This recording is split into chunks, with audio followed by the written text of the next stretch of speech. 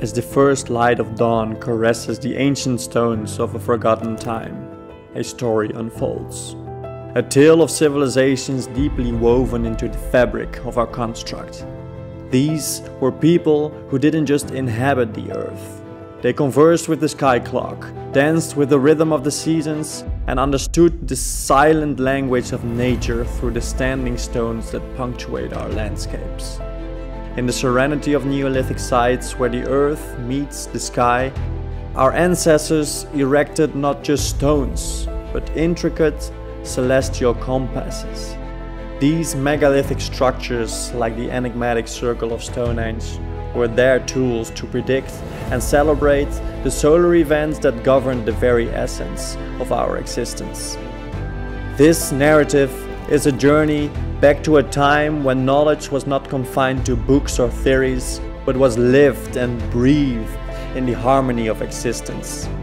It challenges us to question: have our modern convictions, our strict adherence to a scientific doctrine, blinded us to the profound truths that once guided humanity? In our quest for empirical evidence, have we lost sight of the magic that binds us all together? Let us embark on this voyage across time to rediscover the wisdom of those who walked before us. For in their understanding of our reality, we might find the keys to expanding our own horizons, to seeing beyond the veil that our rigid beliefs have drawn around us. This is an invitation to open your eyes, to look deeper into the ancient stones that dot our world, and perhaps in them find reflections of truths waiting to be rediscovered.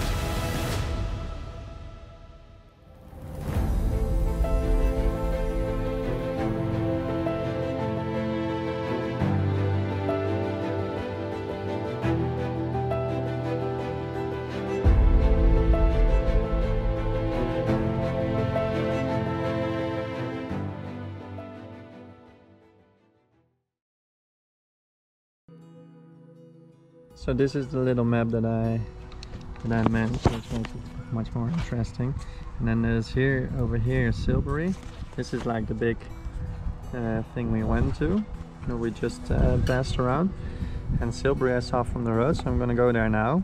So then I know, hopefully, if I can. I'm not sure if we can go up there, but then at least we know how to get to Overton Hill.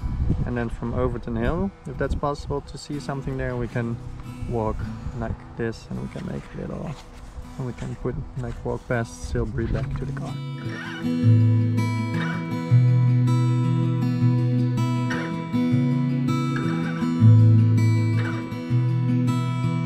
Merlin's Hill is the nickname for it, apparently. So that is like a nice connection to Merlin's Castle where we were yesterday. But what I was thinking while walking is that it was not quite a nice moment, if you recall, where we were doing the little shop tour. I was making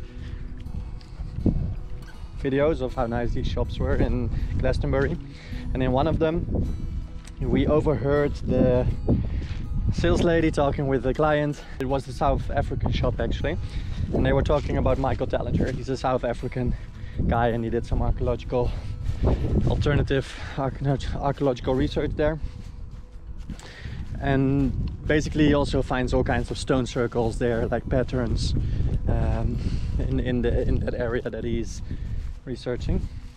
And his theory, and I don't necessarily know if that's true, and because he gave an explanation of how it might have been possible that they were able to move these huge monolithic blocks that are like hundreds of tons and that are like, yeah, unimaginably heavy and impossible to move anywhere, wherever they were supposed to come from. And what he said, like I was basically explaining this little thing with the bell, right? That if you knock these, they use these properties of these stones, so basically like big bells, and if you hit them towards the other, they keep on vibrating and they gonging. And that same vibratory effect, he explains, not entirely sure anymore what it was, but the only possible way that they might have moved these stones is through some kind of advanced levitation technology, because it's just pure by weight. It's just, of course, everything is frequency and works with frequency. So the way he explained it, the way I remember it, it was that you use these kinds of like specially shaped stones that are basically used as magic wands, in where you can, and that's also where that kind of like myth is coming from. Sorcerers, witches and magic wands and those kind of things, like the energy that they emit by their shape. Like these stone wands, they should have been instruments with which they were able to levitate like big stones and place them somewhere. And that could be a possible explanation for why they are, how they are moved.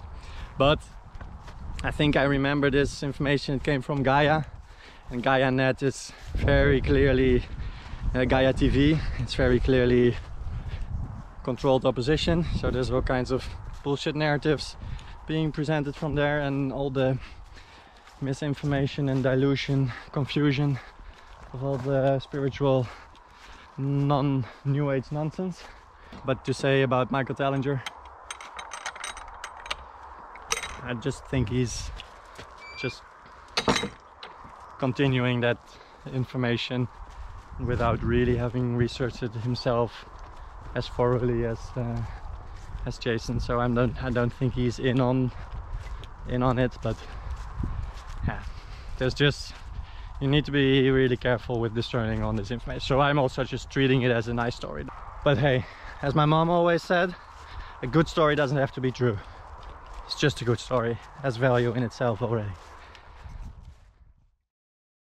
We found a way in with a little cross section, a little bridge. One more thought to finish the little story that came up is that, of course, in all these pagan traditions, there's a lot about witches and wizards and sorcerers. And what do they all have? A magic wand. So the stuff that J.K. Rowling did with Harry Potter, it's also, of course, there must be something more to it. That kind of fiction or any kind of entertainment that is made mainstream, there always is some kind of mixture of information in there, which is hidden and kind of revealed in the open, but then camouflaged.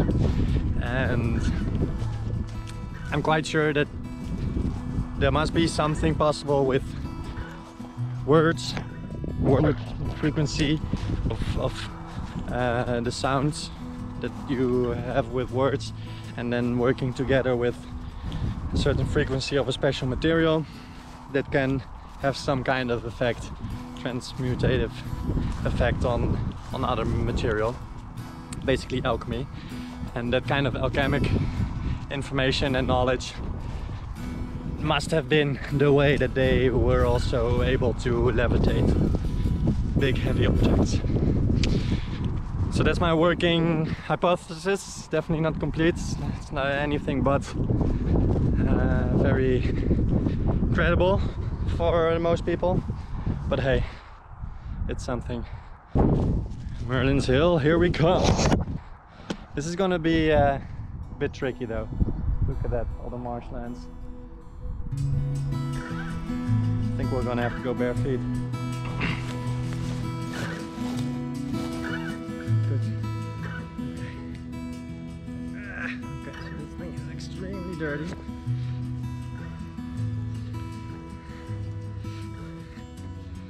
You know what's also like with going bare feet in mud?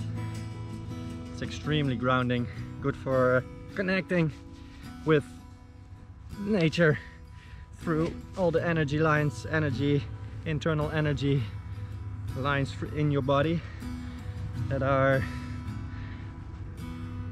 basically connected with the energies of the nature. and let's see what's possible there.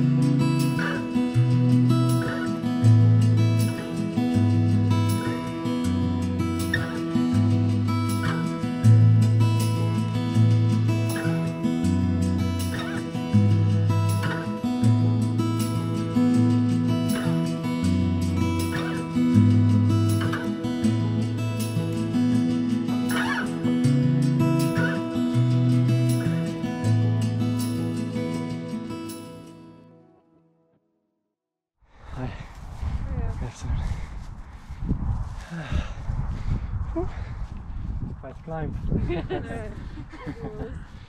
How did you guys? Even worse to get down. Where did you go up? Which side? This side.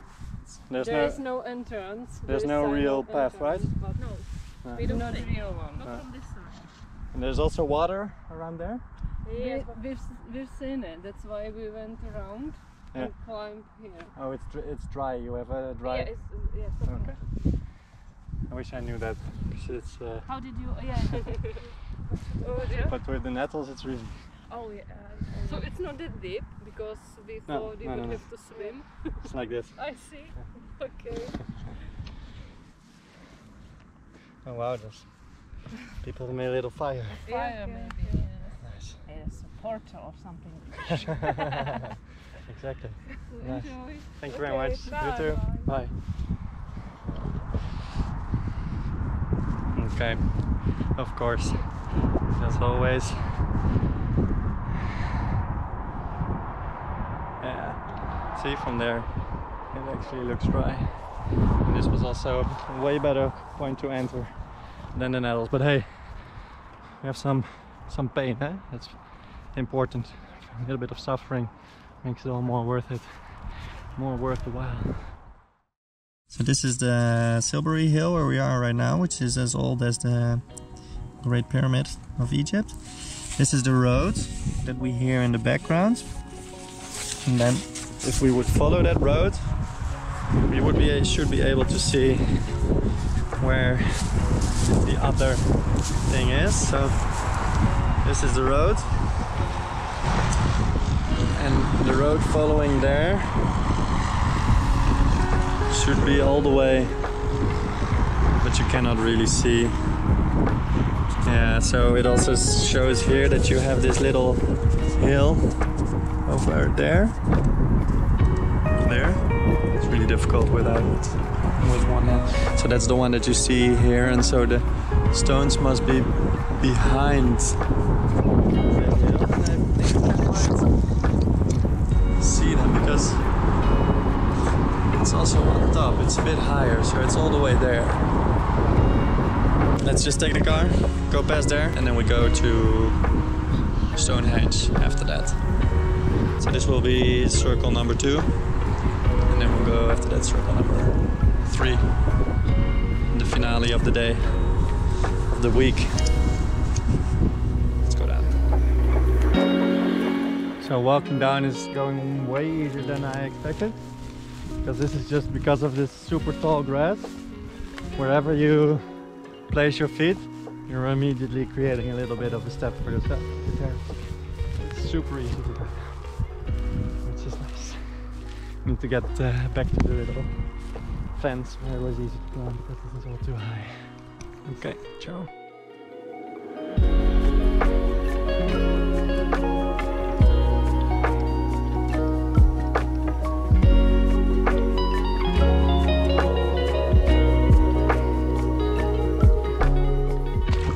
Just high enough, those pants.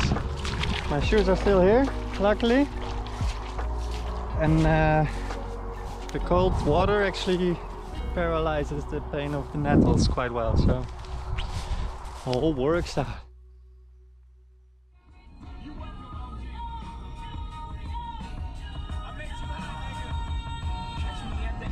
So of course there was an official entry just a little bit before the hill. Who would have thought? Looking pretty.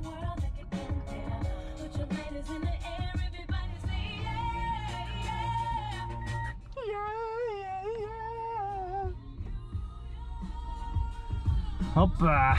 Okay. See you there. We're inside. We already see that the sun is getting lower and lower, so we really need to make sure that we are in time at Stonehenge.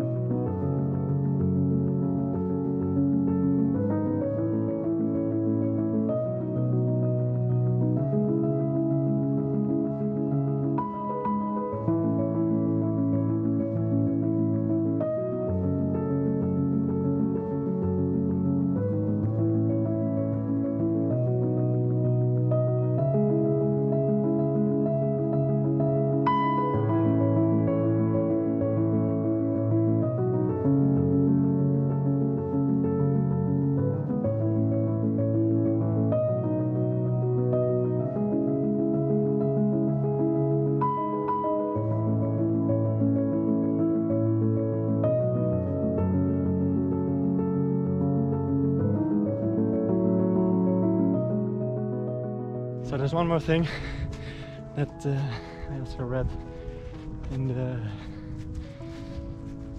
little booklet, and that's these things of course were used, these circles, especially the more inner circles of the big one that we saw before.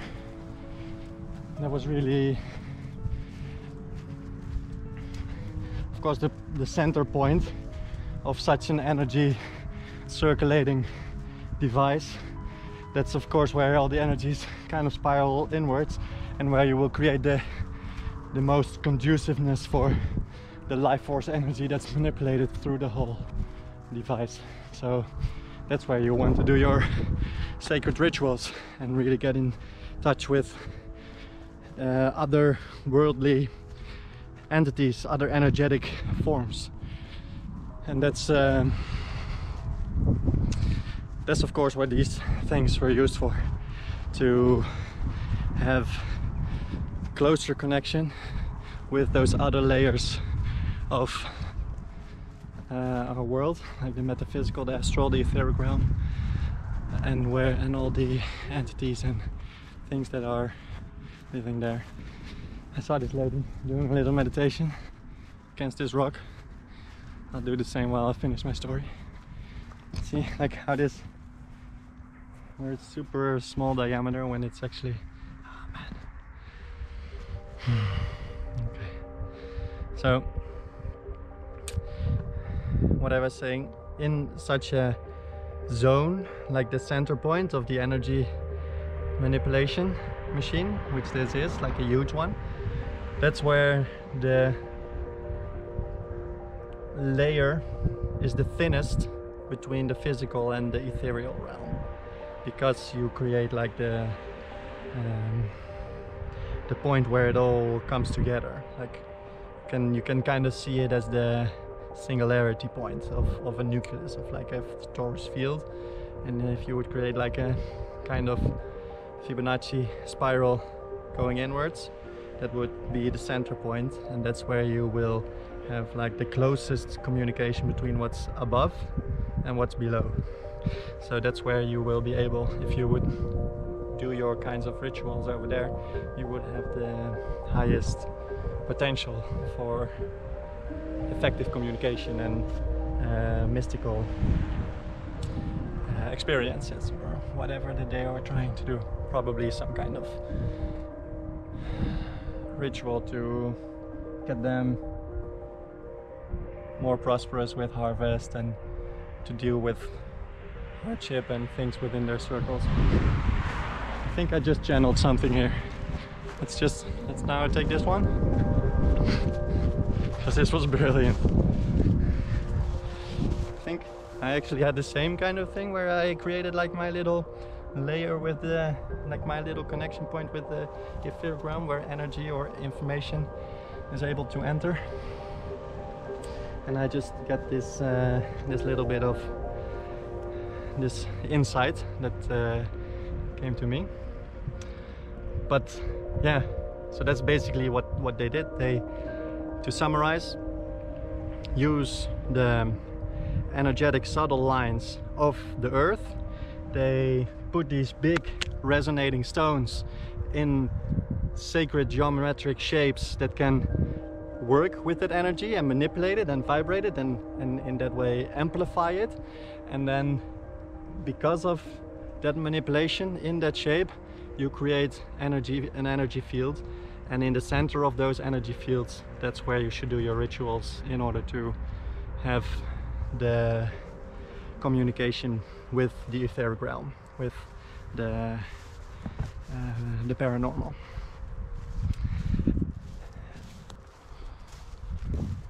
And then that hill probably also like is in the middle of the two centers, so there must be some kind of pressure that it's applying or something on the workings of the energy field that's created. Or maybe, oh no, let's wait, let's just do this little thinking out loud thing while we're here in our own little Chamuka, our own little connection with the etheric field. If we take the comparison of a pyramid, pyramid, fire in the middle, that's the that is exactly the same kind of working that you have with creating like an energy manipulation device, and where pyramids are built in such a way that you take the surface from where the pyramid is like facing the ground, is founded on the ground, and all the energy that is kind of like in that area is being circled up towards the midpoint of the tip of the pyramid, in where you would have like this beam of light kind of coming out of it. So that's exactly what here must have happened as well. It's a similar kind of device from around the same time that they built these things, so they had this kind of understanding, and they used, probably I could maybe see it as a way where energy is harvested, like it's like from these two circles, and where the hill is exactly in the middle. You have these two circles that are oscillating energy, and on both sides, and they are also channeling it towards each other. And in that stream that's in the middle, there you have the hill that is channeling, or like it's not channeling, spiraling the energy upwards. And that must be some kind of collaboration of the devices on how they are using these things. And if you're thinking like, yeah, Ben, keep on coming with your strong stories, they don't have to be true. Exactly, a good story doesn't have to be true, but it is interesting though, and there's plenty of research, alternative research, that would be able to that is kind of that is like, how do you say, a basis for reasoning that it could actually be working like that in such a way.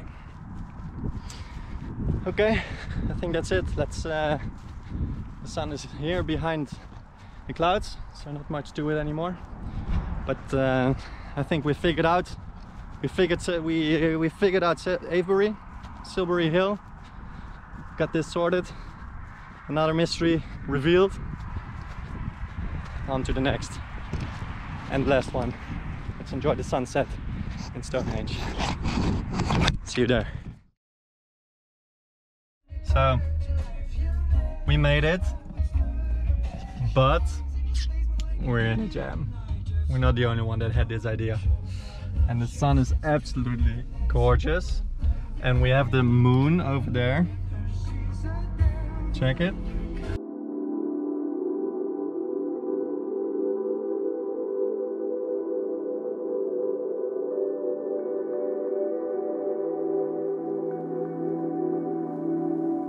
Have both decided to show up for this special moment. The finale. Parking in 2 miles. That's the one that we need.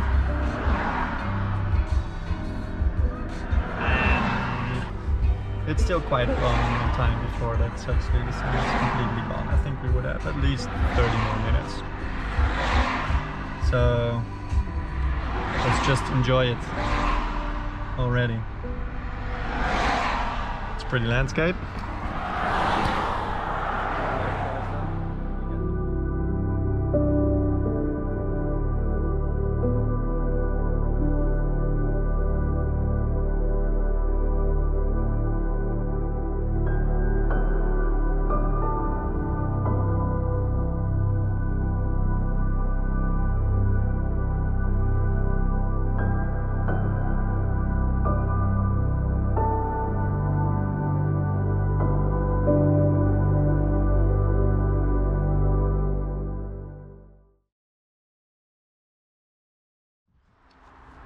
Ladies and gentlemen, we made it.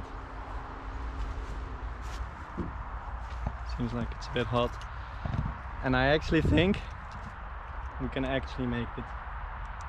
Of course, it's not gonna be the way that it's supposed to be done, or maybe even allowed. But hey,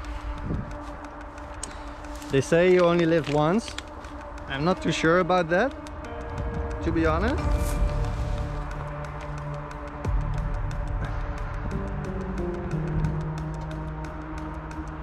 That's where yoga comes in. This is why you learn yoga. To balance yourself in highly spiritual, important, sacred situations. That's where we're going. That's what we're seeing. Oh! Bandhas. Activate the bandhas. One leg. Let's go. Bye-bye.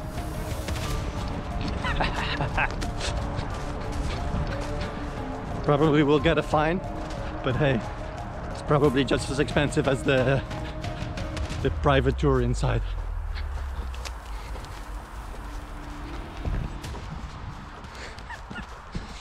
Genius.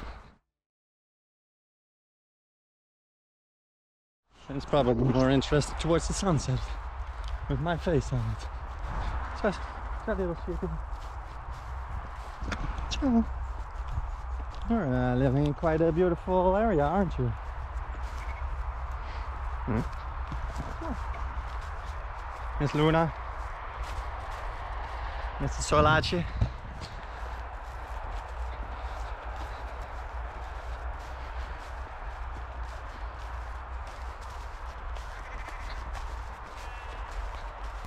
There's quite clearly some men over there.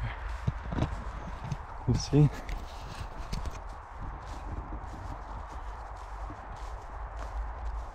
Well, it's still quite pretty. Keep a bit low.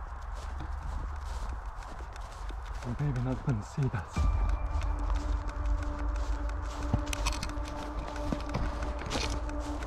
Let's try to sneak in. Now they're not looking. I think this guy is the same kind of security guy. They just make sure that I'm on the other side of the rocks.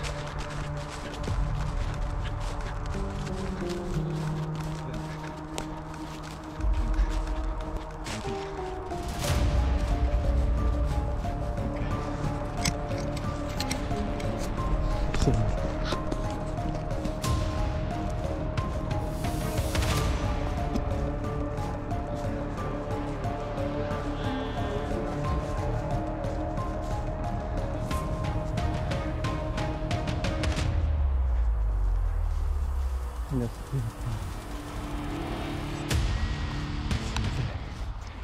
Gonna be a bit gracious with me. Probably not allowed to film this, so they're gonna switch it off for me.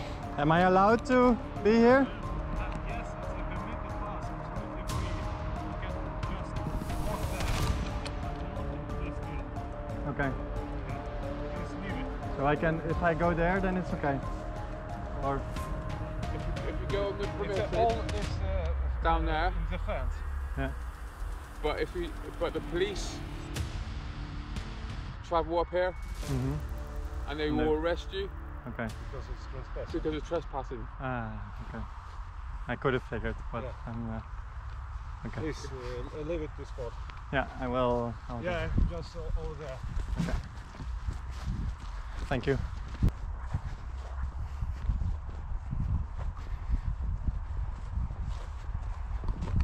You're trespassing.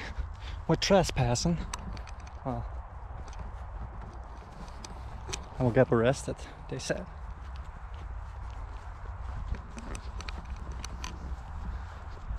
Not too sure about that. I've got luck on my side. I'm not sure if you know, but I've got very, very powerful guardian angels. I ended up in quite some situations which got me to, which I got out of like with a lot of luck. And let's quickly maybe do it like this. Appa. Oh, this is probably still not allowed. 3, 2, 1. Okay, I think we're safe from being arrested.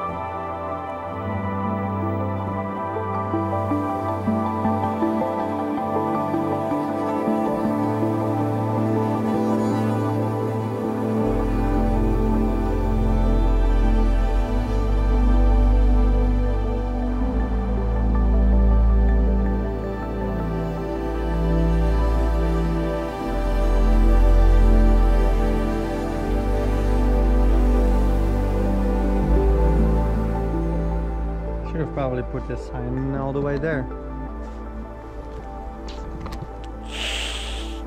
Well, what can I say? Worth it.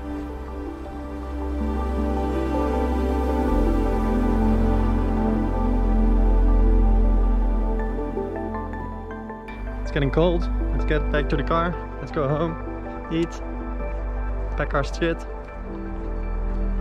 and call it a holiday.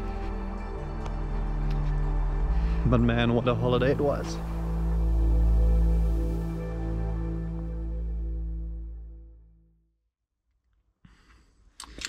It's a bit warmer.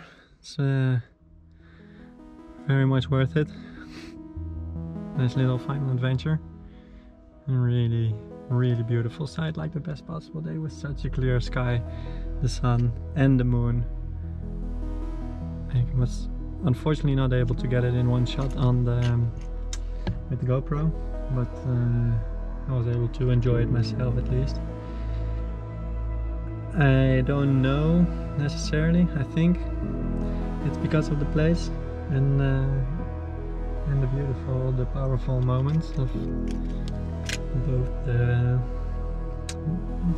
masculine sun and the divine feminine moon being here together with the Stonehenge right in the middle,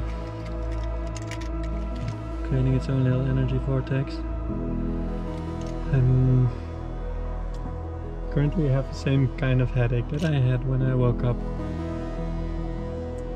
that morning after I had the session with Maria, and I woke up without an alarm clock because of a headache, and I have exactly that same headache right now.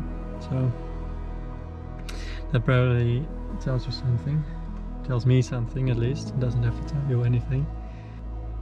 I know what I think. And that means that it is pretty fucking awesome over here. If you get the chance, do it. Let's head back to Glastonbury. It's quite a drive, about an hour. And then we'll see what we do for dinner and how everything will end up tonight. Right now, I'm just gonna enjoy a little bit of music in the afterglow of this beautiful day. Ciao. See you at home.